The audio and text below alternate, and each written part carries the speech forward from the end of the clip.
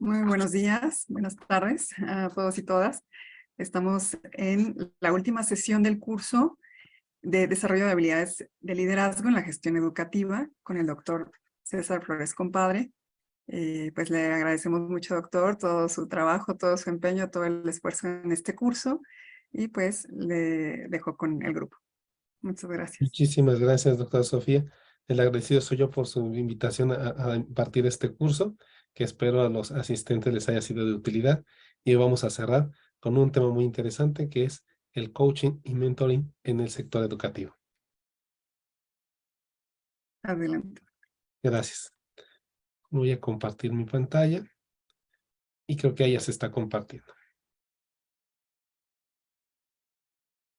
Bueno, el día de hoy es nuestra última sesión de este curso de habilidades directivas. Y nos toca cerrar con el tema del coaching y mentoring. Eh, ¿Qué es lo que es el coaching? ¿Qué es el mentoring? Son dos temas importantes dentro del área de desarrollo de habilidades directivas y sobre todo en las instituciones educativas. Pertenecen al área de capital humano y bueno, para ello vamos a ir definiéndolo como una de las áreas más importantes de la empresa, de cualquier institución, hablemos del sector educativo, industrial o comercial, cualquier empresa, el capital humano es de suma importancia en nuestras organizaciones. Como pequeño resumen de lo que hemos estado viendo, son los antecedentes de estos dos corrientes. Tenemos que hablar un poquito de la historia en la estructura de las organizaciones, en las cuales hablamos de Douglas MacGregor con la teoría X y Y. Hablábamos, la teoría X es la que es más rígida, la que se le tiene que decir cómo hacer las cosas, y la teoría Y es cuando se tiene iniciativa. Tenemos también la estructura vertical, cuando la iglesia y el ejército son muy tajantes, y los modelos, perdón, se me fue muy rápido, los modelos administrativos, ya tradicionales, de obedecer órdenes, adaptarse al empoderamiento. Esto es cuando era antes, los antecedentes. Posteriormente, hablábamos, se recuerdan, de la pirámide de Maslow, donde se tienen que cubrir las distintas necesidades fisiológicas de seguridad, de pertinencia, de reconocimiento, y todas ellas son muy importantes en el desarrollo de nuestro capital humano para poder eh, lograr nuestros objetivos dentro de la organización, eh, cubriendo desde lo más básico,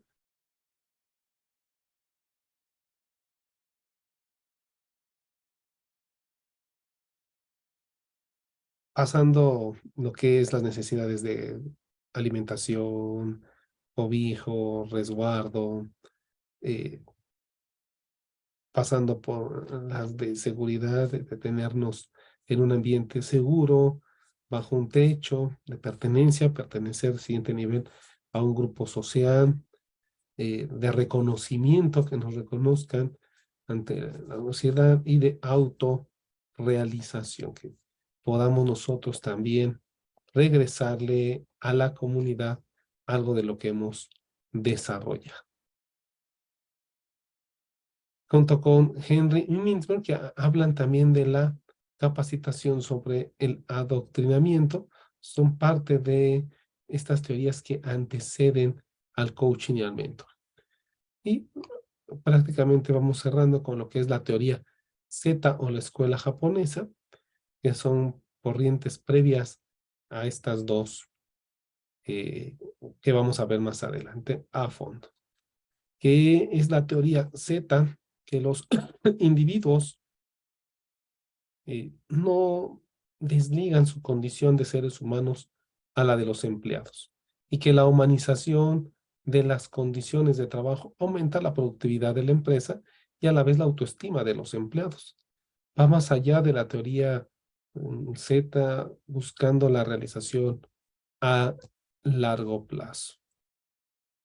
Y bueno, las soluciones para poder lograr el desarrollo de la empresa a través de la filosofía del Employee Management o Coaching y Mentoring, pues son dos de las herramientas de desarrollo humano basadas en los siguientes puntos.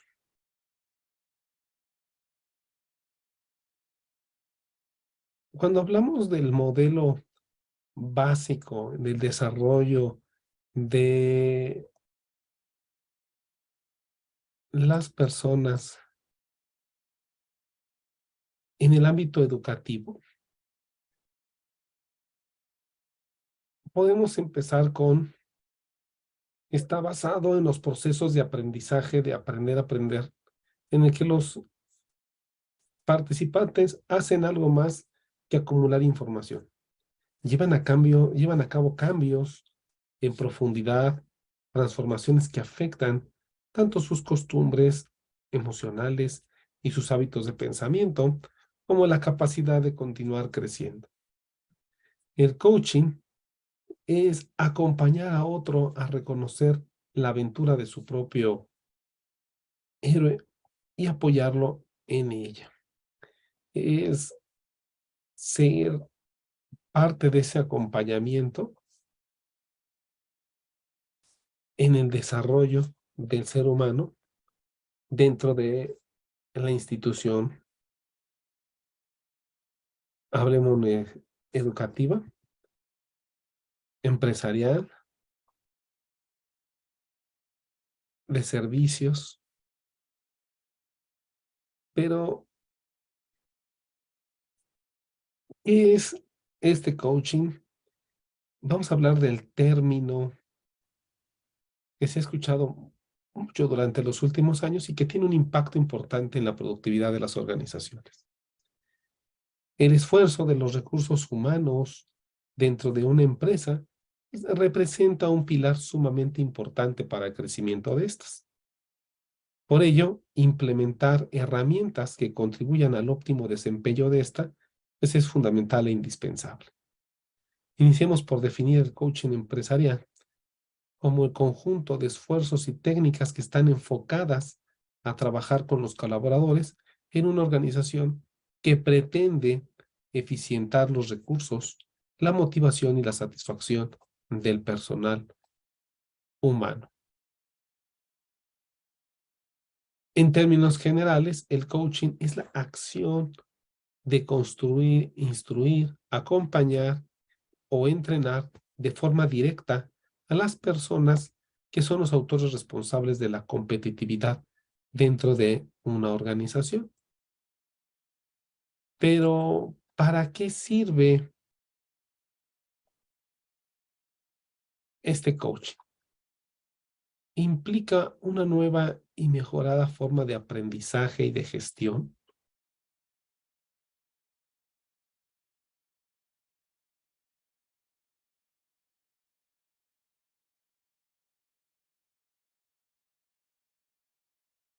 Y bueno, en el coaching implica una nueva y mejorada forma de aprendizaje y gestión del conocimiento que ayuda a que los profesionales, uno, optimicen la ejecución de sus funciones. Dos, que mejoren el alcance de los objetivos dentro de la industria.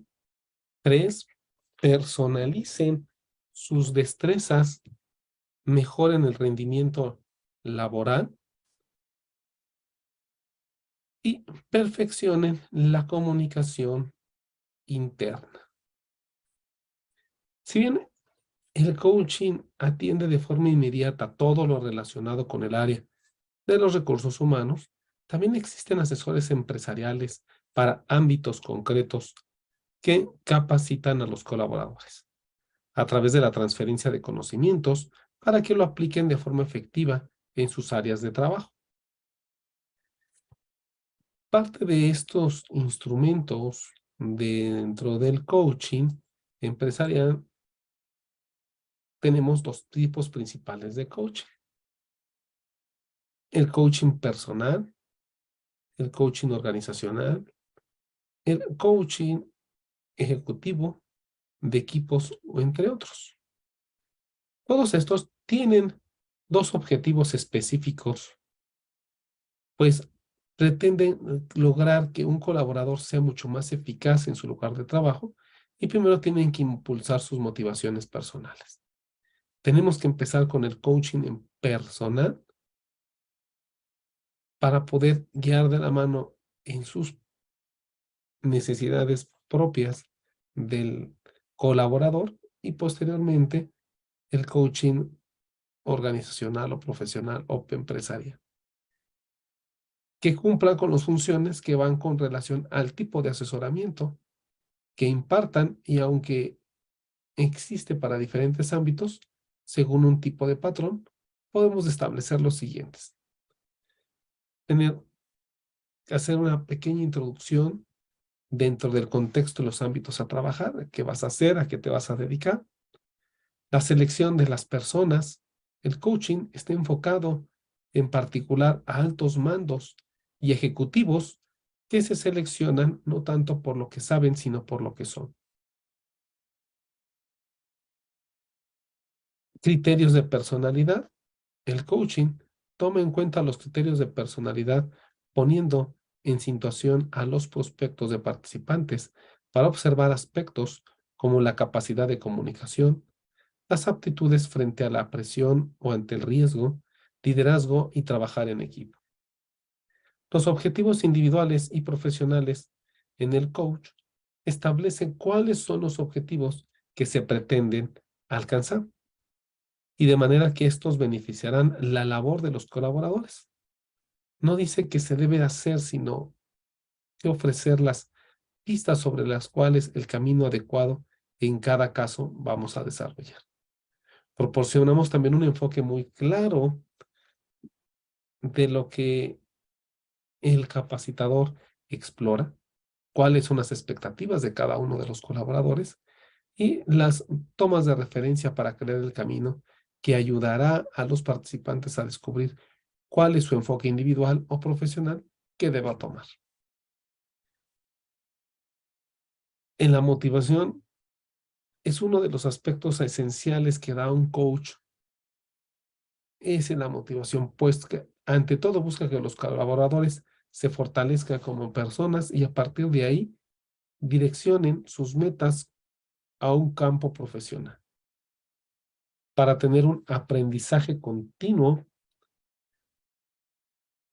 el coach no solo es capaz de encaminar a un trabajador a la mejora de su productividad y objetivos, sino que descubre que en ellos hay nuevas habilidades y talentos y destrezas. Aquí, como podemos ver en la pantalla, los tipos de coach en las empresas están en instituciones u organizaciones, el gerente con habilidades de coach, el manager coach y el coach externo.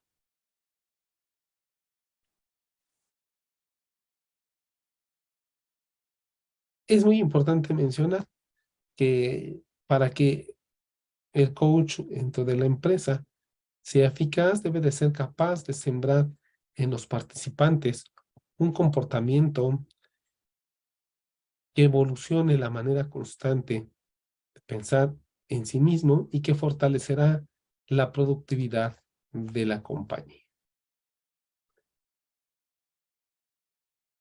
Y bueno, ahora vamos a ver algunas herramientas de apoyo para el coaching.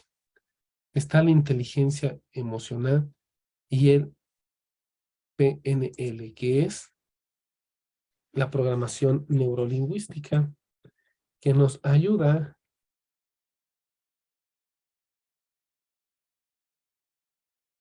a este par de herramientas a ser un coach mucho más interesante.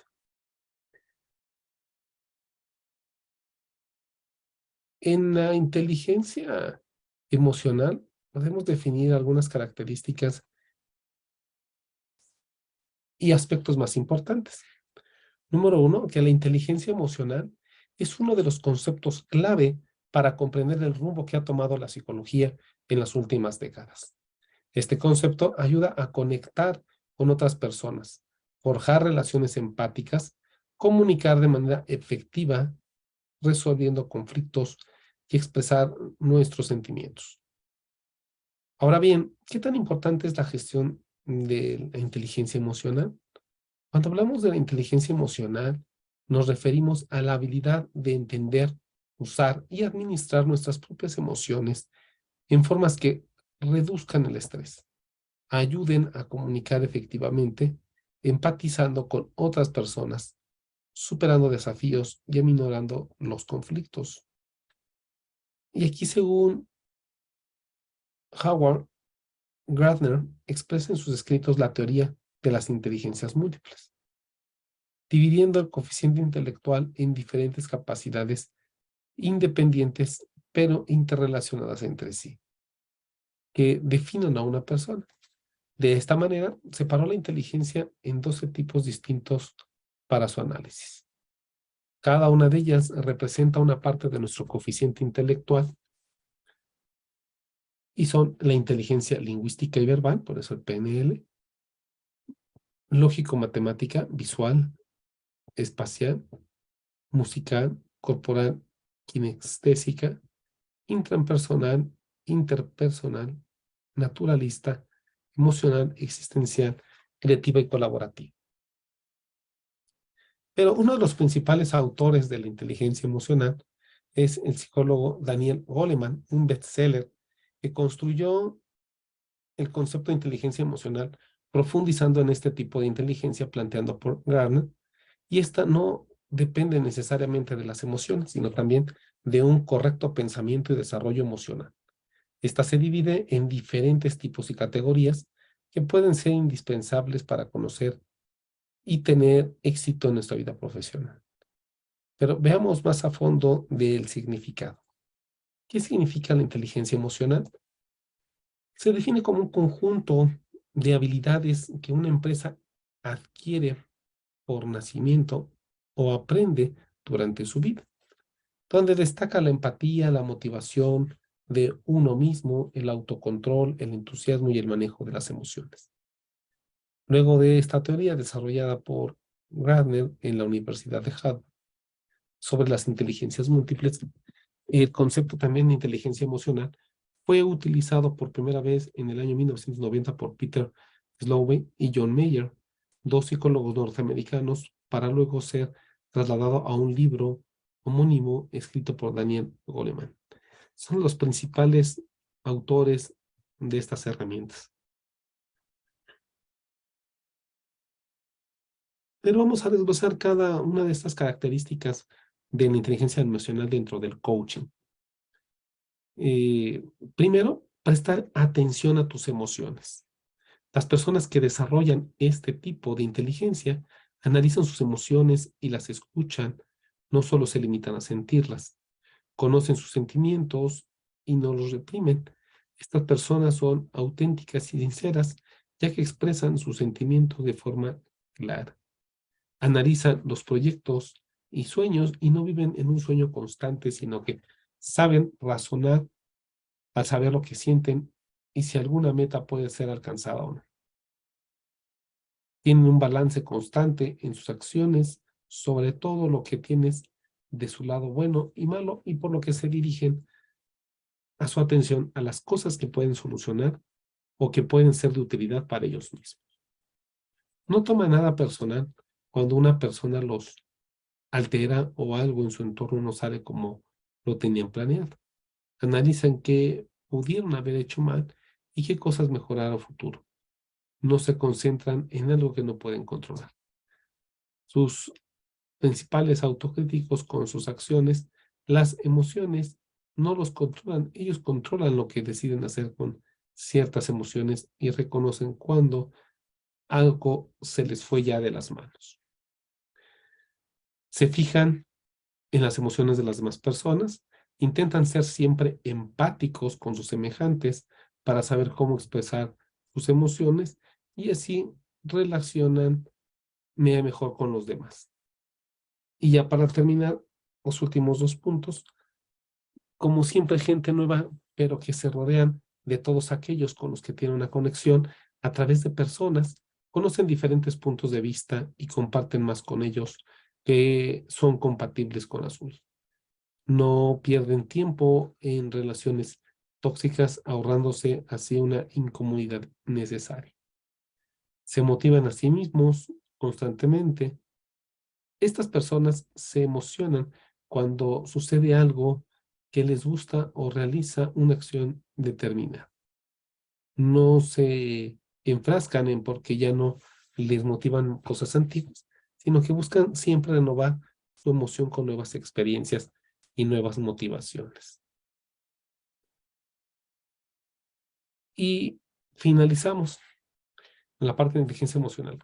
Al describir los tipos de inteligencia emocional, está la inteligencia emocional que no es una sola, sino que abarca diferentes tipos y características que definen el coeficiente intelectual. De un aspecto de la persona, estas pueden dividirse en 5 categorías básicas. La empatía, que consiste en entender cómo se sienten los demás y aprender a comunicarse correctamente para lograr un objetivo común. Cada persona relaciona de manera a ciertos estímulos, dependiendo de su contexto y su experiencia. A las habilidades sociales, las buenas relaciones interpersonales guían a las personas al éxito, ya que pueden lograr más cosas con liderazgo, gestión de conflictos, cooperación y trabajo en equipo. Teniendo un autoconocimiento, motivación y autorregulación, en donde la primera que mencioné es el autoconocimiento. Este tipo de inteligencia emocional consiste en la capacidad de reconocer los sentimientos que uno alberga y cómo estos pueden afectar las acciones que hacen la conciencia emocional. La motivación, este tipo se relaciona con el principio de llegar a los objetivos que uno se plantea, cómo se mantiene el positivismo ante las adversidades. Y por último, la autorregulación, que son las técnicas de autocontrol que son esenciales en la inteligencia emocional. ¿Cómo voy a controlar yo mismo? Controlar la duración de nuestras emociones y qué tanto influyen en nuestras decisiones de vida para este tipo de inteligencia emocional. Y compartimos los ejemplos de inteligencia emocional. Valorar los triunfos de los demás, sin caer en comparaciones con otras personas, aceptar los errores cometidos y ser capaces de perdonarse a sí mismo para ofrecer y aprender de lo ocurrido. No juzgar el hecho de sentirse bien o mal, más que por lo que son emociones transitorias. Y analizando las relaciones o reacciones inmediatas, interpretarlas y aprender en cada una de ellas para manejarlas de ser necesario. Comprender cuál es la emoción que uno siente y no dejar que el cerebro confunda una con otra. A veces el enojo puede presentarse cuando en realidad se siente tristeza. Evitar estimulantes como sustancias fármacos, químicos, bebidas que alteren estas sensaciones. Entender que cada persona es individual con sus experiencias y reacciones y los sentimientos personales pueden generalizarse. Hay que encontrar un equilibrio entre los éxitos y errores y no dejarnos llevar por el narcisismo, por una lástima por sí mismo. Bueno, y por último, de estas 2 herramientas de apoyo, ahora vamos a hablar de la programación neurolingüística, o también mejor conocida como PNL. Es para qué nos sirve, cómo funciona. La programación neurolingüística define como un modelo de comunicación que se centra en identificar y usar modelos de pensamiento que influyan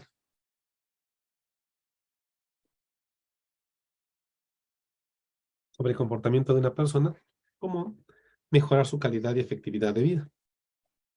El PNL es el programación neurolingüística. No es realmente solo un tratamiento, sino eh, tenemos que centrar nuestro modelo de programación neurolingüística basándose en una visión de lo que es saber y que se basa en 4 aspectos fundamentales, como lo vamos a ver a continuación. En los resultados, para conseguir algo, hablamos de objetivos y la programación neurolingüística o PNL se utiliza en términos de resultados. Si hay una concentración previa en lo que se quiere conseguir, habrá una guía que orientará todos los recursos disponibles de esa persona a la consecución del objetivo. La segunda es la agudeza sensorial, que se refiere a la capacidad de observar o detectar pequeños detalles para ser conscientes de lo que ocurre en nuestro alrededor. La gente varía mucho a la hora de darse cuenta con lo que ve, escucha o siente, y la flexibilidad en el comportamiento. Cuando los actos que realizamos no se llevan a cabo en una dirección que deseamos, es evidente que deberíamos intentar tomar otro camino, probar algo diferente. Y cerramos con la compenetración. Se podría considerar como aquel componente que une a la gente. La mayoría de las veces ocurre de manera natural, automáticamente, instintivamente. Algunas personas que conocemos parecen que comparten nuestra perspectiva vital, mientras hay otras personas con las que no conectamos. Se ha de mejorar la capacidad de compenetración con otras personas para obtener las relaciones más eficaces. Y bueno, es por ello que estas herramientas de la programación neurolingüística es programar lo que nosotros pensamos con lo que decimos para poder llevarlo a cabo.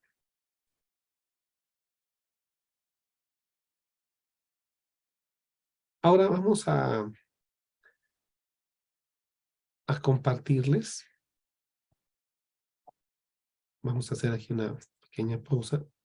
Un material, una herramienta que considero muy importante, muy valiosa acerca de nuestro coaching educativo.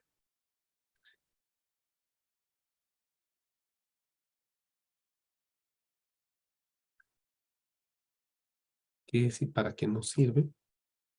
Vamos a ver aquí un segmento de un webinar que habla de esta parte, que lo vamos a complementar.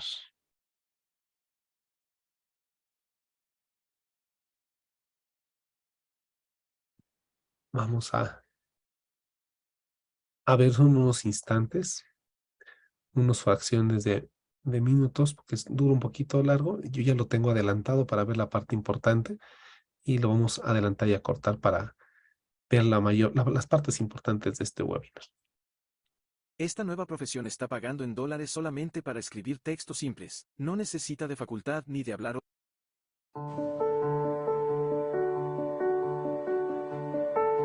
De otras disciplinas, por ejemplo la psicología o parecidas. Mira, no puedo definirte qué es coaching sin contarte que proviene desde una manera de interpretar al ser humano.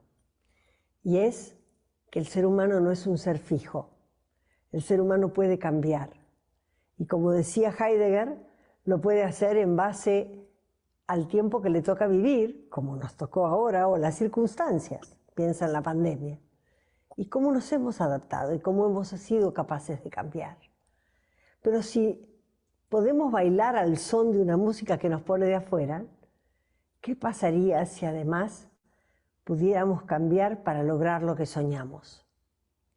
Y creo que el coaching tiene que ver con eso, con asistir a otro, acompañar a otro en el logro de un futuro que no sería como va a ser, viendo el mundo y siendo en ese mundo como hemos sido hasta acá. Hablabas de creación de posibilidades. Tienes una larga historia como docente. en distintos niveles educativos, desde educación básica hasta universitaria, posgrados, doctorados, maestrías.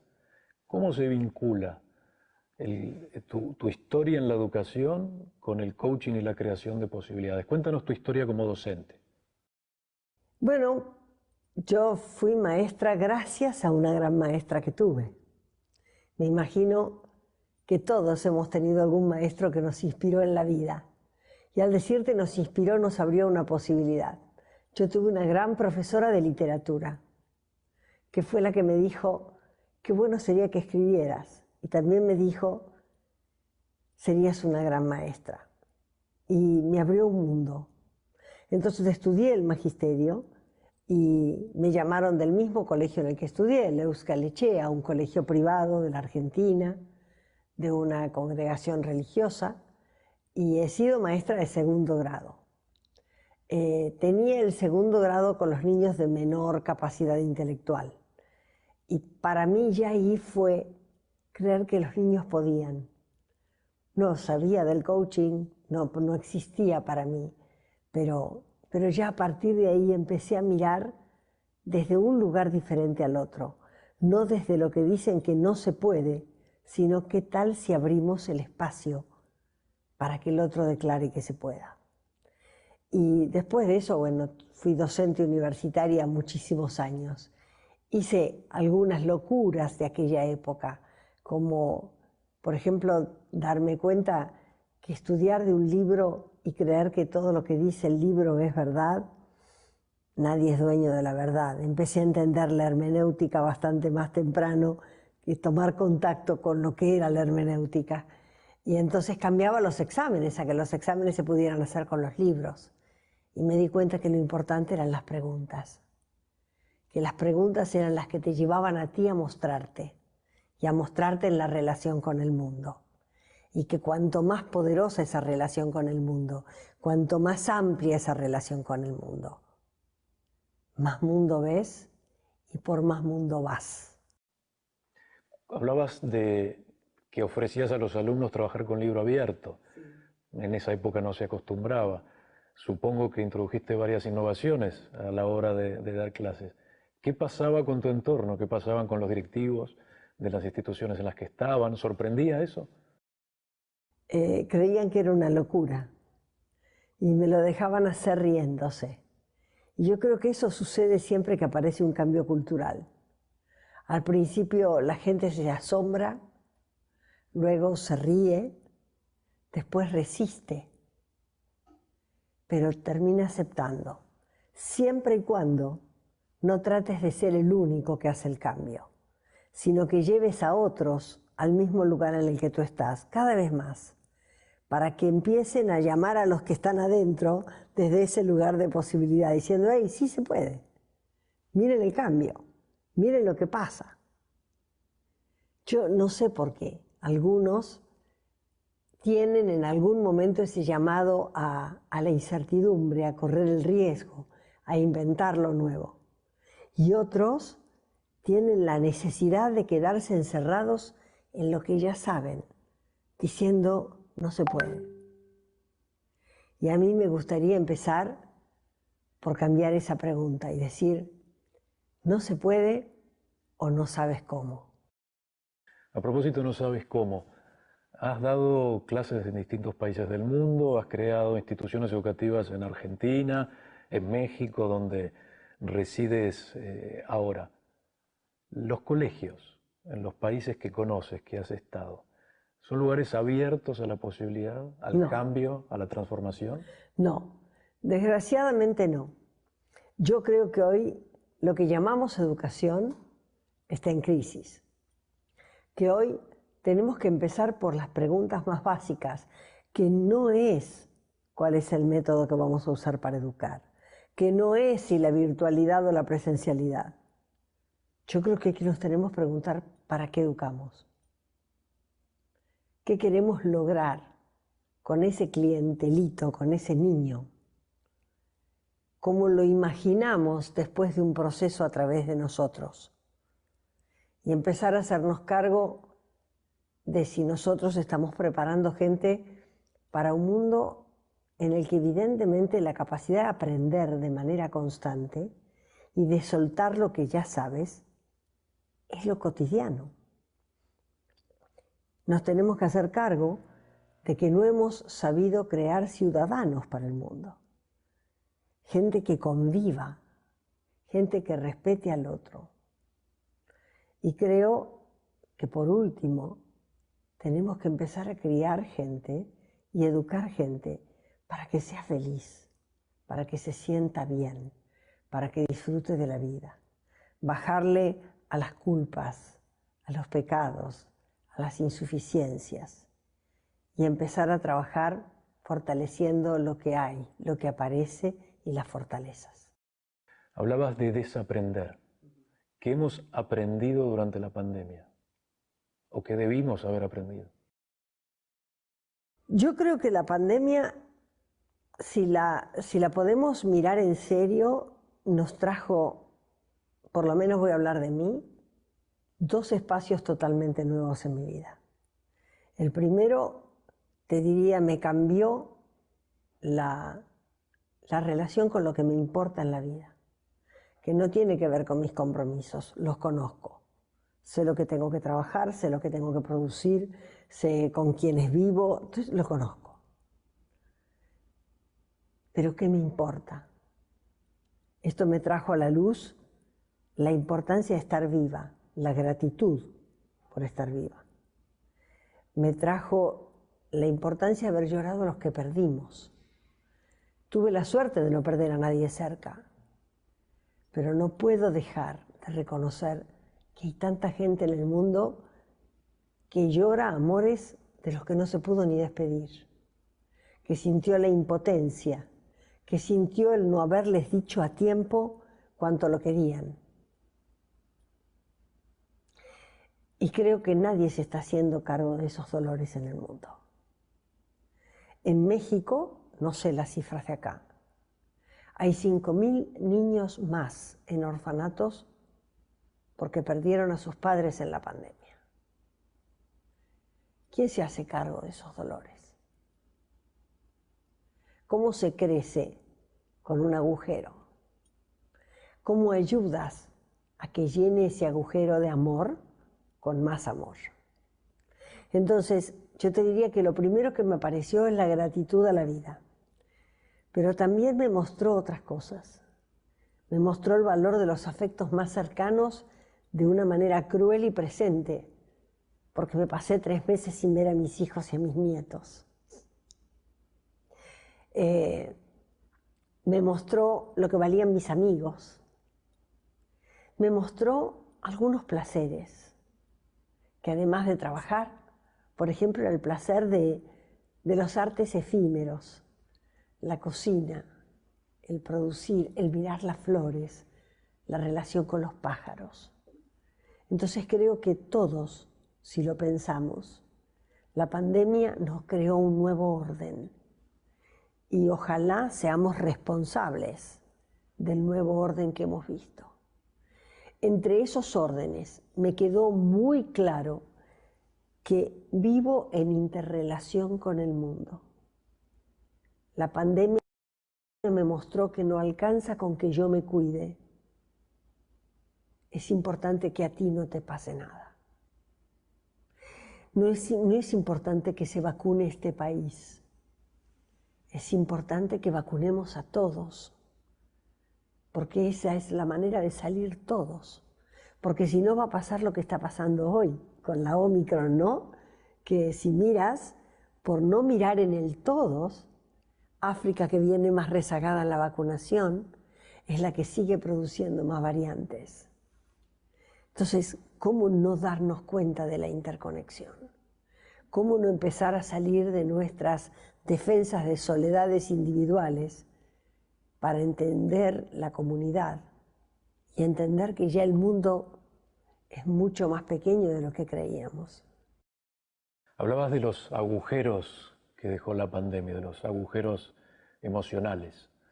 ¿Cuál es el nuevo rol del maestro cuando reciba a esos chicos que seguramente tengan afectaciones emocionales por haber estado solos durante 2 años?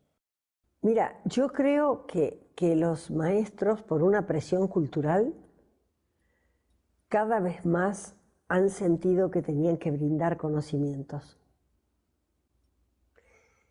Y si quieres jugamos un poquito, pero si yo te hago una pregunta extraña sobre exactamente año de nacimiento y muerte de Carlos V y de quién fue hijo, creo que tardas 2 minutos en contestarme con el iPad. San Google te va a ayudar. Entonces, ¿tú crees que son los maestros los que agregan valor enseñándote esas cosas? ¿O será que hoy el maestro tiene que darse cuenta que el gran valor que agrega es ser espacio para que el niño se exprese, para que el niño se reconozca y se observe y para que el niño sueñe? Yo creo, y vuelvo a algo que hemos estado conversando, Fernando, que a mí me conmueve, que es una teoría mucho más social del ser humano. Es decir, los seres humanos somos seres de manada. Hemos vivido en sociedad siempre. Y ya no será una manada que pasta, pero vivimos uno arriba de otros en los departamentos, ¿no? No podemos negar que somos manada. No podemos negar que necesitamos tocarnos. No podemos negar que la autoestima no viene de decir yo me quiero. La autoestima viene cuando otro te mira, cuando otro te sonríe, cuando otro dice, tu vida hace una diferencia en la mía. Y también viene la autoconfianza. Y la autoconfianza, y esto es muy importante para los maestros, viene cuando la vida o los otros te presentan desafíos y te dicen, ¿por qué no vas por más? ¿Por qué no pruebas? Porque la autoconfianza no viene de saber, viene de ser. Viene de saber que tú eres capaz de aprender. Porque si ya lo supieras hacer, ya vas dormido. No, la autoconfianza aparece frente al desafío. Si antes pude, ¿por qué no voy a poder ahora? Y si no pude antes, ¿qué aprendí? Entonces, ¿qué pasa? Que los maestros nos olvidamos de seguir desafiando, de seguir mostrándole al niño que puede ser ambicioso, que puede ir por más. Fíjate que vivimos en una sociedad que busca ser tan protectora, que mata tu relación con la confianza, que mata tu posibilidad de logro, porque casi creces diciendo, sin un maestro, sin un jefe, sin alguien que sepa, yo no voy a poder. E imagínate cómo eso influye en tu dignidad, en el respeto por ti mismo, por darte cuenta que te duele, que te lastima del otro. Y si tú no te das cuenta de ese límite, ¿cómo te vas a dar cuenta del límite del otro? Entonces, ¿cómo vas a respetar los reglamentos? ¿Cómo vas a evitar o entender la ley? Y entender que la ley es para todos, no es para algunos. Entonces, yo creo que la educación tiene que volver a lo básico, y es al estímulo y al desarrollo del ser. Y en ese lugar es donde aparece la originalidad, aparece tu mejor contribución al mundo, pero va a aparecer la complejidad, va a aparecer la diversidad, va a aparecer el que no es como tú, va a aparecer el que aprende diferente. No sé si estamos listos para dar los espacios para que la gente aprenda como quiera, por ejemplo. Hablabas del estímulo del ser. En educación se empieza a escuchar mucho educación socioemocional, mindfulness, coaching educativo. ¿Tiene que ver con eso? A ver, yo no quisiera confundir etiquetas con esto que estamos hablando. Si le ponemos a esto la etiqueta de coaching educativo, ok. Ahora, si vamos a reducir el coaching educativo a una clase, por ejemplo, Tú sabes que yo también he estudiado mucha ontología del lenguaje. Entonces podría decirte qué diferencia hace que un niño aprenda a declarar, que un niño se dé cuenta de qué emoción está ese día, que un niño sepa pedir, que un niño prometa y cumpla la promesa, que un niño se construya en su identidad a través de ofertas. Claro que hace una diferencia. Yo creo que falta el paso previo. Que no nos equivoquemos y no sigamos intentando enseñar conceptos, sino llevar a la gente a que distinga. Y yo creo que ahí hay un valor inmenso, ¿sabes? La diferencia entre enseñar conceptos es entrar desde la memoria, es entrar desde la cabeza y es cerrar un espacio de curiosidad. Pero cuando tú distingues, y distinguir tiene que ver con traer un color del fondo que no estabas viendo, abres un mundo, y un mundo que se sigue abriendo. Entonces mira la diferencia entre aprender la historia de Carlos V y distinguir un mundo basado en el poder y la conquista. En distinguir hombres ocupándose algo diferente a lo nuestro, o no, por lo menos de otra manera. A propósito de lo que acabas de comentar, cuéntanos de la distinción de la que me hablabas antes de emociones y estados de ánimo. ¿Cuánto puede ayudar esto al docente? Un montón. Yo soy una gran admiradora de Heidegger, que yo creo que ha tenido mucho que ver con el origen del coaching, con esto de que el ser humano puede cambiar, ¿no? Es decir, y voy a hablar como psicóloga, yo creo en los una foto de tu momento, no como que eres así, ¿no? Porque quiero darte la libertad de que seas y que cambies todas las veces que quieras. Pero Heidegger decía que nosotros fuimos arrojados a un mundo que ya estaba funcionando. Un mundo donde tenías un papá y una mamá con las situaciones que les tocaba vivir. Y que eso hacía que tus padres tuvieran determinados miedos.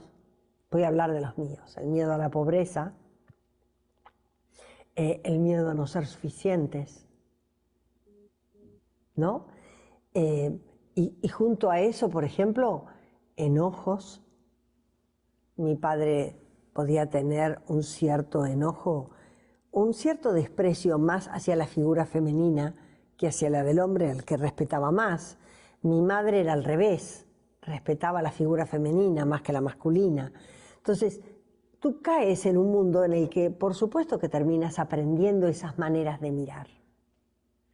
Y aprendes como una música, que es lo que yo te diría, ¿tú podrías escuchar la música de la casa de tu niñez? La que sonaba a las mañanas, aunque no sonara, ¿la puedes imaginar? Era una música épica, era una música lánguida, era un bolero, ¿qué era lo que sonaba? ¿Cómo sonaba? Y lo que esa música hace es que tú, que aprendes y copias el mundo que ves, no te das cuenta, pero tu libertad, tu capacidad de elegir quién eres en el mundo, queda detrás de esta pintura y de esta máscara que te relaciona con el mundo casi de la misma manera en la que se relacionaban en tu casa. ¿Dónde aparece tu libertad? Cuando tú te das cuenta que esa relación con el mundo es aprendida y que puedes elegir la tuya. ¿Cuánta gente hoy se relaciona con el mundo? Esto es un estado de ánimo. Desde el lugar de el mundo es una batalla, es una guerra. Esto es vencer o morir. ¿Cuántos se relacionan desde el lugar de es imposible, nunca lo voy a lograr? No hay nada para mí ahí afuera. ¿Cuántos lo hacen creyendo que no hay amor? ¿Cuántos lo hacen creyendo que no van a poder? Entonces el estado de ánimo, y esto es lo más importante, que son estas emociones profundas, que son como si en el océano miraras las corrientes submarinas, Las emociones quedan acá arriba, la alegría, la tristeza, pasan porque tú lees en el mundo lo que lees. Pero estas otras son mucho más permanentes, te tiñen la vida, terminan marcándote dos grandes posiciones. Las dos posiciones que marcan tu relación con el futuro. Hay gente que cree que se puede, que ve en el mundo la oportunidad, que ve que el mundo es su amigo, que ve que va a poder más. Entonces tiene ambición, voy por más. Creo en el futuro. Pero hay otra gente que queda en el enojo o en la tristeza o en el miedo y se termina en la resignación. No hay nada que me espere afuera. No hay nada mejor que lo que tengo ahora.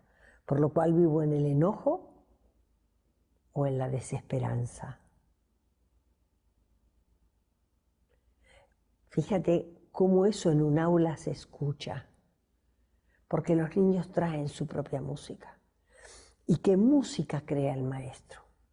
Porque si tú simplemente das clase pero no escuchas esa música, no has preparado un terreno para que el chico escuche desde una ambición, escuche desde el futuro que puede crear. Yo te he contado experiencias que he tenido como coach, trabajando en educación. Te he contado que he trabajado con maestros que trabajan con niños indígenas migrantes en México. Niños a los que el crecimiento se les mide por la palma de la mano, porque los sacan de la escuela.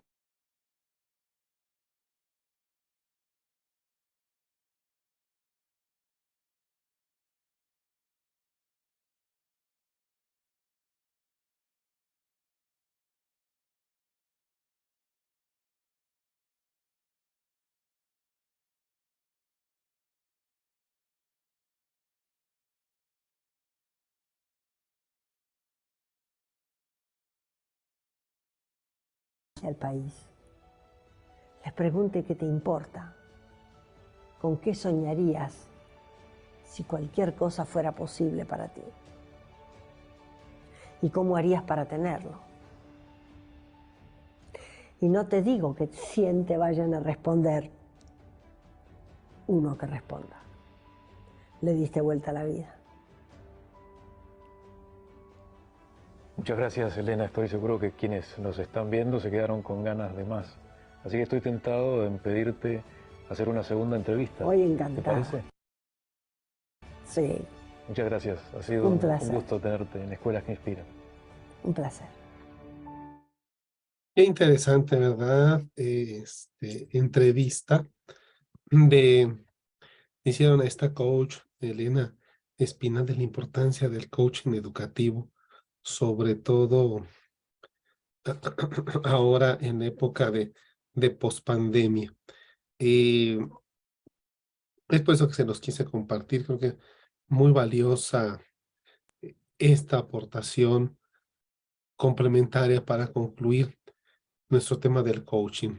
Ahora vamos a hablar de del otro tema con el que vamos a cerrar este curso, que es el mentoring.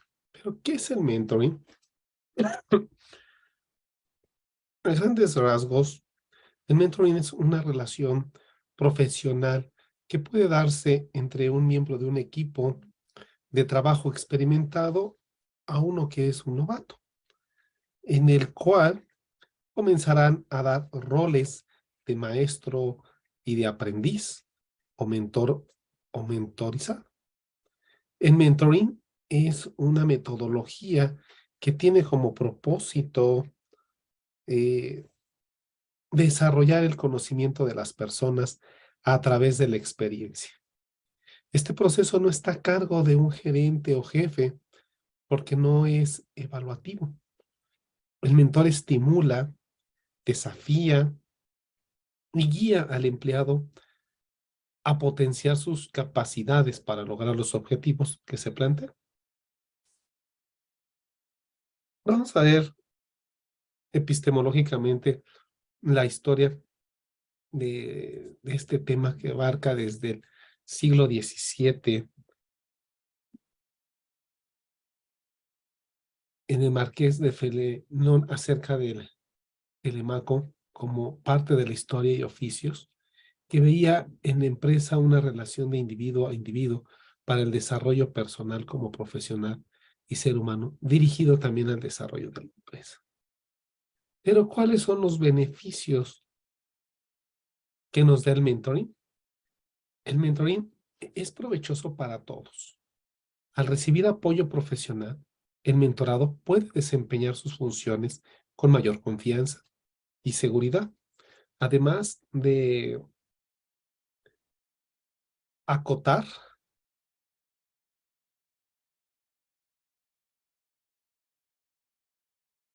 mejor su curva de aprendizaje.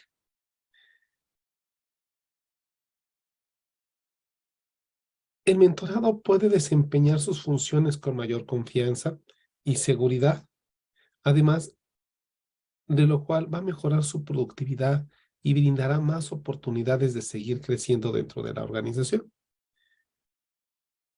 Este trabajador no solo adquirirá las habilidades profesionales necesarias, sino que también se apropiará de los valores y la visión global de la empresa, desarrollando un mayor sentido de pertenencia.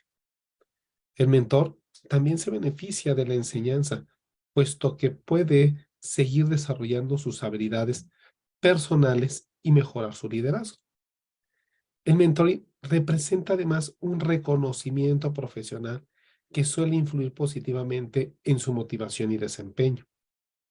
La empresa logra un aumento de la eficiencia y la productividad gracias al entorno del perfeccionamiento que genera el programa de mentoring, el cual potencia la motivación y satisfacción de los trabajadores, aumentando la retención laboral. El mentoring te permite brindar una formación específica que facilita la integración de los nuevos empleados con un costo mínimo para el negocio. Pero bueno, ¿cuáles son los tipos de mentoring de los cuales vamos a hablar?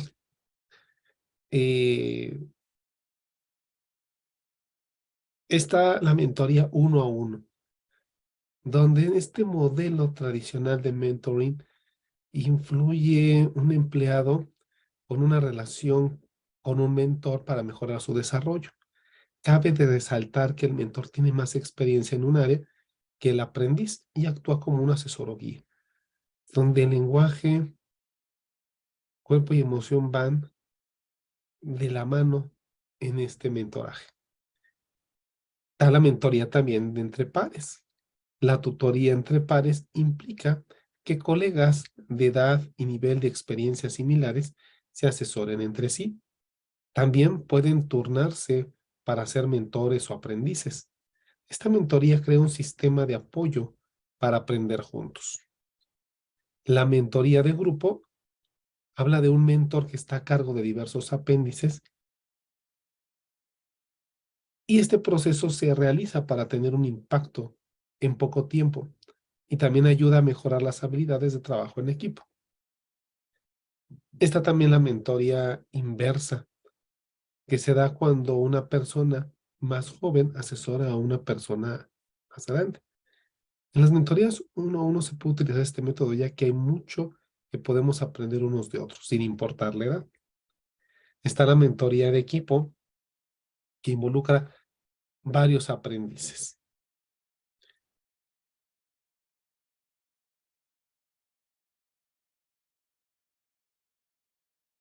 Este proceso se realiza para tener un impacto en poco tiempo y también ayuda a mejorar las habilidades de trabajo en equipo. Y por último, ahora muy en boga, tenemos a la mentoría virtual. Con la adopción del trabajo remoto, este tipo de mentoría es más común. Tiene grandes ventajas porque permite optimizar el tiempo, tener varios mentores, adaptarse a los distintos horarios, etc. Esta mentoría en sí es bien planificada, tiene el mismo impacto de la que se realiza de forma presencial. Es muy importante por eso que a través de esta mentoría virtual podamos nosotros optimizar y sincronizarnos de una manera, con una mayor sintonía, con una mayor profundidad y lograr determinar en la parte de lo que es el mentoring, nos ayude a capacitarnos en línea y que podamos estar a la vanguardia y no perdernos de nuevas oportunidades. Es por esto que implementar este mentoring virtual o mentoring en línea se ha vuelto una forma nueva de crear talento dentro de la organización. Se trata de especializar al personal y no capacitarlo de manera genérica, sino que desarrollemos su potencial al máximo. Vamos a ver que el mentoring es esta práctica que enfoca a desarrollar los conocimientos de cualquier individuo por medio del aprendizaje de un mentor, que es esta persona donde aprende a través de la experiencia de esta persona especializada. Pero al hacerlo en línea, este proceso se le conoce como un proceso de aprendizaje en la que se tiene la responsabilidad de su desarrollo profesional y se concentra principalmente en los logros que puedan beneficiar a la institución o a la compañía. Pero vamos a ver qué es un mentor. Un mentor representa aquella persona especializada en determinada área, con un amplio conocimiento y experiencia en el área de interés del aprendiz. Es aquel que se encarga de guiar en todo momento al mentorizado para que éste cumpla con sus objetivos. El mentor no solo enseña, sino también aconseja y ayuda para poder desarrollar las capacidades de su mentorado y que éste pueda lograr el éxito laboral. Vamos a ver algunas de las áreas en las que el mentor nos puede ayudar para poder empezar algún proyecto, para poner en marcha estrategias, para formar equipos con objetivos compartidos, incluso para practicar un deporte.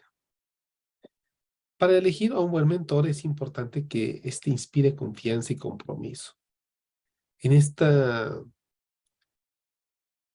parte vamos a expresar y a enlistar las características que se buscan en un buen mentor. Número 1, que tenga experiencia, que sirva como referencia experimentada en el sector que nos interesa, es decir, que haya vivido experiencias que lo hayan convertido en experto. Que tenga un conocimiento emocional, que sepa manejar las emociones. Que fomente los retos, sea visual, auditivo y kinestésico, para que pueda desarrollar un diálogo, resolver las dudas y que transmita valores positivos dentro de la organización.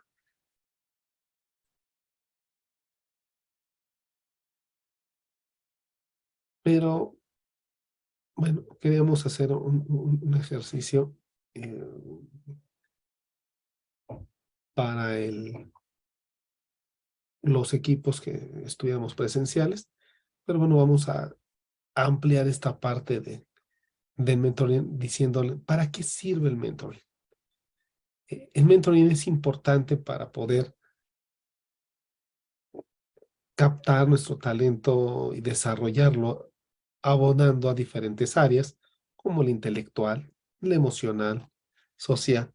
No solo se trata de enseñar por enseñar, sino se trata de tener un objetivo y un proceso de ello.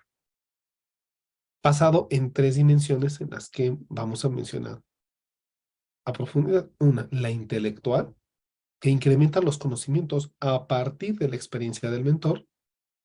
La segunda, la emocional, que hace referencia al bienestar, impulsando los recursos psicológicos. Y tercero, el social, que introduce al aprendiz en formar relaciones que pueden ser de ayuda para su desarrollo. ¿Y cuáles son los principales beneficios del mentoring? Que potencia vínculos, ayuda a mejorar el clima organizacional, desarrolla a los líderes,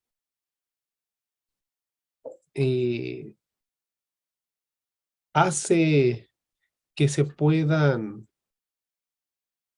ver y desarrollar con mayor profundidad, impulsa a estos a poder alcanzar sus metas, impulsa el talento, aumenta el rendimiento, crece la productividad dentro de la organización y mejora el desarrollo personal y profesional. Dentro de los objetivos del mentoring, podemos hablar que uno de ellos es identificar problemas e impedir obstáculos para el desarrollo, mejorar la autoconfianza del mentorizado y su capacidad para ser líderes, fomentar la autonomía y toma de decisiones, mantener motivado a nuestro mentorado, crear relaciones que en un futuro pueden ser útiles para ambos y desarrolla habilidades de comunicación. Pero bueno, vamos a ver una diferencia importante entre qué es el mentoring y el coaching. Para ello, vamos a ver esta pequeña cápsula.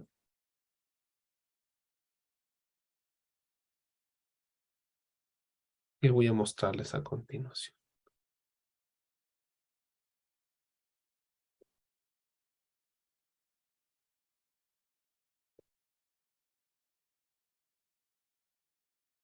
Esta es muy cortita. Vamos a ver primero la diferencia en qué es el mentoring, para qué nos sirve, y posteriormente vamos a ver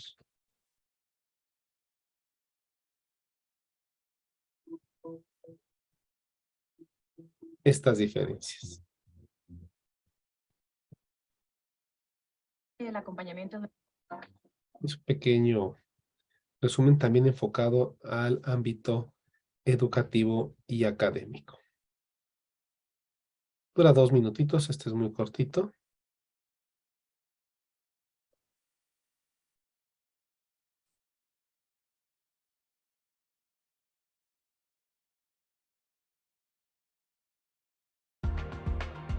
El mentoring es el acompañamiento de una persona con experiencia, en este caso los profesores, a una persona con menos experiencia, en este caso los estudiantes, con el fin de que estos últimos puedan desarrollar herramientas personales y profesionales a futuro que les permita tener una incorporación al mundo profesional exitosa y a las mejores condiciones posibles.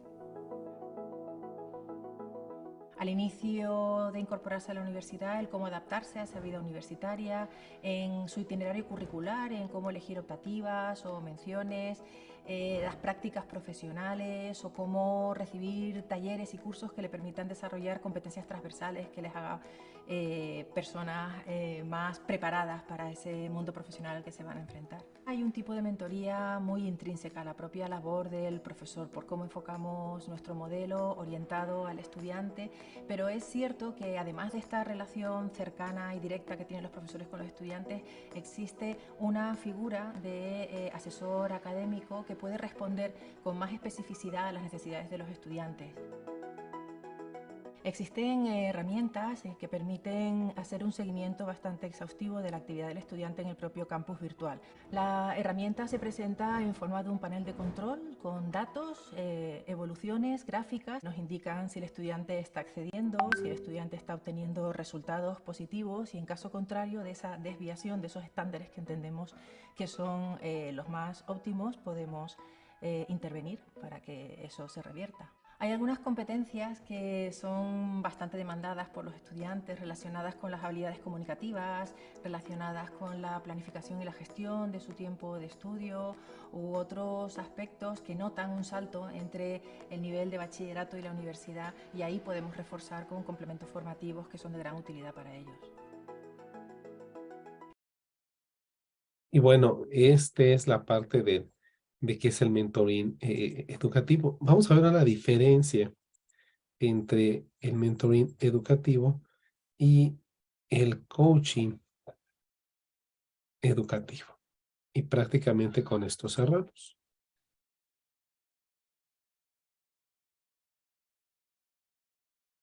Y ahora sí, entrando al tema, el mentoring lo podemos definir como un proceso de desarrollo de personas. Esta parte es desarrollo de como un personas. resumen Y se forma por de lo interacción que entre dos hemos estado individuos. viniendo Uno, le hablando vamos a llamar mentor, en que es esta una persona sesión. de mucha. Podemos definir como un proceso de desarrollo de personas. Y aquí está la clave, es desarrollo de personas. Y se forma por la interacción entre dos individuos. Uno que le vamos a llamar mentor, que es una persona de mucha experiencia, y otra que se le puede llamar pupilo o mentorizado, que es aquella persona que necesita un desarrollo personal y profesional. Y el mentor tiene que invertir tiempo, energía y conocimientos para poder desarrollar al pupilo o mentorizado. ¿Qué es lo que pretende? Son dos conceptos fundamentales. Liberar el potencial de la otra persona, del pupilo, y que el mentor transfiera el know-how, transfiera su conocimiento sobre cómo desarrollar alguna actividad o un grupo de actividades al mentorizado. Nada más no te vayas a confundir con el coaching y más adelante vamos a ver algunas diferencias, porque ese know-how no se refiere a una experiencia práctica en una habilidad, un conocimiento específico como podría ser manejar o utilizar la computadora, sino que es su experiencia de vida. Porque el concepto del mentoring es que tienes que ayudar a desarrollar a la persona, pero de una manera integral, compartiendo sobre todo tus experiencias. ¿Y cuáles son esas diferencias que comentábamos anteriormente entre coaching y mentoring? Esta tabla te puede ayudar a discernir cuáles son las diferencias principales. En cuanto a los objetivos clave, el coaching se enfoca a corregir comportamientos y entrenar en nuevas habilidades. Y un ejemplo muy sencillo está en la cuestión de los deportes. A lo mejor yo nado, quiero mejorar la forma en que realizo mis movimientos para nadar y contrato a un entrenador personal, a un coach, para que me enseñe a tener una mejor técnica para nadar. Si estamos hablando de la empresa, a lo mejor yo necesito un coach que me enseñe a cómo hacer presupuestos de manera más efectiva. Pero el mentoring da apoyo y guía personal en el crecimiento del pupilo, en el crecimiento del mentorizado. Y aquí la diferencia es que el mentoring es algo mucho más integral, es algo más profundo. En cuanto a la iniciativa, el coach dirige el aprendizaje y en el mentoring es el pupilo el que está a cargo de su aprendizaje. El pupilo es el que de alguna manera jala al mentor. Y en el coaching, el coach es el que empuja al aprendiz. En cuanto al aspecto de voluntariedad, el coaching no es necesariamente voluntario porque si tu jefe ve que tú necesitas alguna capacitación o preparación técnica en algún aspecto relacionado a tu trabajo, te puede asignar un coach aunque tú no quieras. Y ese coach, como decimos aquí en México, te va a estar pateando. Pero en el mentoring tiene que ser algo totalmente voluntario y por ambas partes. En cuanto al foco, el coaching se enfoca a problemas inmediatos y de aprendizaje de acuerdo a las oportunidades que están surgiendo. Pero el mentoring se enfoca al desarrollo de la carrera profesional. Esto es, como te comentaba, una visión mucho más integral y que está enfocada a largo plazo. Los roles, el peso está en lo que dice el coach, en el coaching. Y en el mentoring, al ser una relación mucho más profunda, que tiene más que ver inclusive con las emociones, pues es muy importante escuchar, proveer modelos, hacer sugerencias y facilitar conexiones. Tiene que haber un link, un enlace entre el mentorizado y el mentor. La duración, como lo comenté previamente, en el coaching puede ser de corto plazo, aprender o dominar una habilidad muy específica, y en el mentoring es algo a largo plazo. Los procesos de mentoring pueden tardar años, inclusive, dependiendo el nivel de desarrollo que quiera alcanzar la persona, que quiere ser mentorizada. Las relaciones, que es el último aspecto de esta tabla, en el coaching, el coach sí puede ser jefe de la persona que es coacheada, pero en el mentoring no, no debería de estar en la cadena de mando. Y aquí puede surgir un poco de polémica, pero en un ejemplo muy sencillo, si yo tengo de mentor a mi jefe, imagínate que le quiero pedir recomendaciones o experiencias sobre cómo evadir alguna responsabilidad o simplemente de que no me gusta mi trabajo, qué es lo que puedo hacer, pero a un nivel mucho más profundo, no nada más de una crítica superficial. Si mi jefe es mi mentor, se puede entrar en un conflicto de intereses. Es por eso que el mentor tiene que ser alguien que no esté directamente en la cadena de mando del mentorizado. Y estas diferencias te van a ayudar a discernir cuál es lo que a ti te conviene más, tanto para tu organización como para ti en lo personal, si es que quieres tener un mentor en algún momento. Y ok, este es un buen documento material que nos ayuda a resumir lo Eso que que tenemos es aquí es el ciclo del mentoring.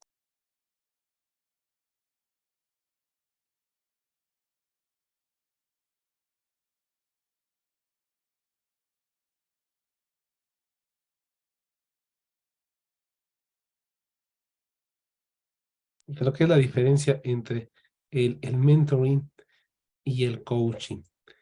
Y ahora, Es por ello que, bueno, Este es estos el, materiales este es el CRM de que Monday.com. nos ayudan a diferenciar estos dos conceptos que van muy de la mano, pero como podemos de poder observar, tienen sus diferencias. Y bueno, ya prácticamente vamos a cerrar con la siguiente información. ¿Qué es lo que no es el coaching? El ciclo del cambio, los filtros mentales y las preguntas que debemos de hacernos al final. Vuelvo a compartir mi pantalla.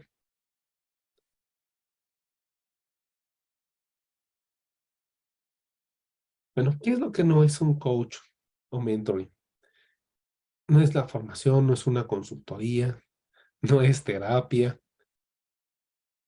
no es la formación corporativa, pues, no es mi mejor amigo, no es la psicoterapia. Para ello debemos de tener condiciones previas, tener expectativas positivas, confianza, el cliente se abre, involucrar al cliente, enfocarse a las experiencias del cliente y tener una relación adulto a adulto. Estos son los ciclos del cambio. Tomar conciencia de que queremos hacer un cambio, ser guiados, el hacer, el ser y tener.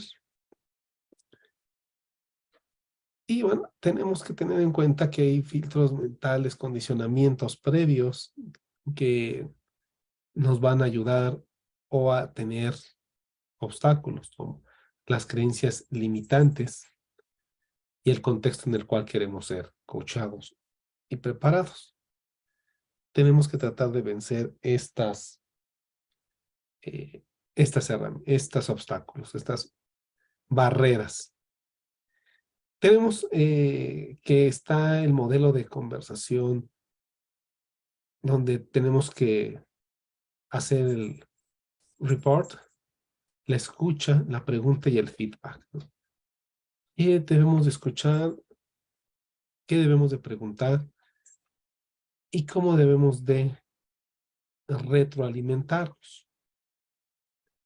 En estos modelos, de TISOC es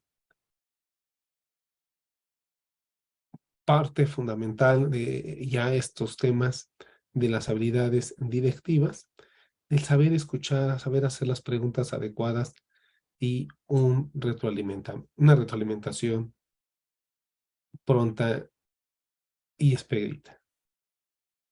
Y bueno, vendría la parte final de las preguntas y respuesta del auditorio, que por ahorita obvias razones no podemos ejercerlas. Y bueno, les comparto parte de la bibliografía que utilizamos para el desarrollo de este curso de desarrollo de habilidades directivas. Y bueno, no me queda más que despedirme. Me hubiera encantado, para los que están viendo esta parte grabada, poder verlos a través de la pantalla en una sesión síncrona, pero sabemos que por las razones obvias expuestas de la situación de nuestra querida universidad, por el momento no es posible. Les mando un saludo a la distancia, en donde quiera que se encuentren. Recuerden que me pueden ubicar a través de cualquier medio o red social como LinkedIn, Twitter. Digitalizan ahí mi red de contacto, César F. Compadre, y me van a encontrar rápidamente. Voy a compartirles esta última información para cerrar y poder concluir este curso el día de hoy.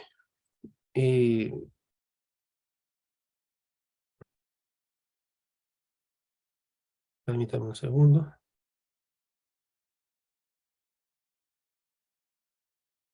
Vamos a abrirla.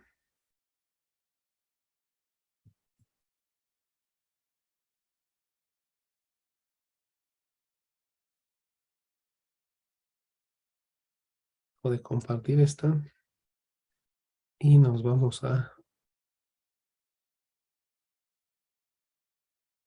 la presentación final. Ok, bueno, estos son mis medios de contacto a través del Twitter,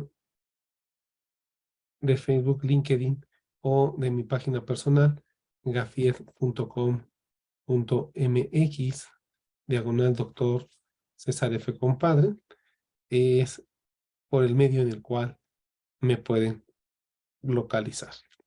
Ha sido para mí un honor participar dentro de la universidad en este curso de desarrollo de habilidades directivas en la gestión educativa.